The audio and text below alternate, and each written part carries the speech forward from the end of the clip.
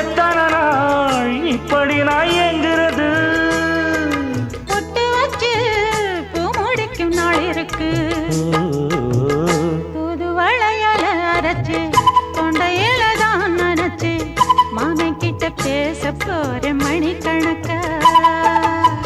தூண்டாமணி விளக்கு தூண்டி விட்டு எரிய வச்சு ஓ முகத்தை பார்க்க போற நாள் கணக்கா.